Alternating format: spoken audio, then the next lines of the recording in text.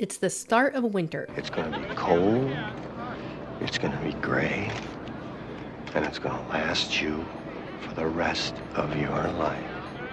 Or at least until the 28th of the season. Winter means one thing: organizing. Now is the time to get your farm organized. Move your buildings, your sprinkler formations, chests, all of the above, because crops are not the goals for winter. The only thing that grows is powder melon seeds, which you can get by digging seed spots, fiber, and winter seeds made from forageables.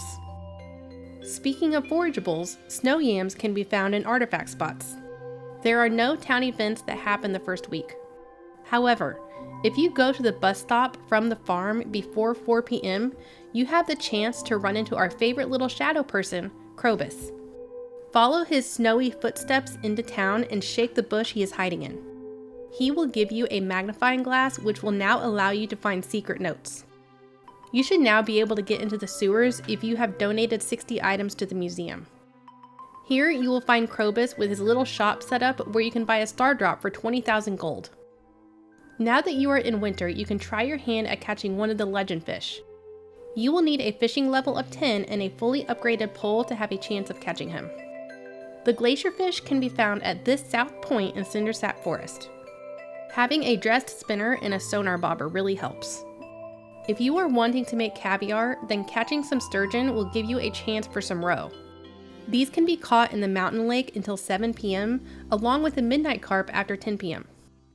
You're going to want to catch some squids in the ocean after 6 p.m. These can be used for needed recipes along with squid bait you will need for next week's Squid Fest. When you have the gold to spend, getting the price catalog from the bookseller is a game changer. This allows you to see the selling price of your items. Keep in mind that tree seeds will not grow unfertilized in winter unless they have already sprouted. You can, however, grow them in the desert. Also, fun fact, you can grow fruit trees in the greenhouse. Heaters being put in your barn and coop will keep your animals happy during the winter. The doors being open or shut do not make a difference. Winter is a great time to get stocked up on loot from the mines.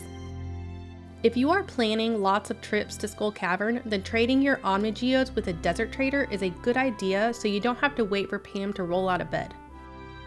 If you enjoyed the Stardew Valley tips and tricks video, be sure to like and subscribe.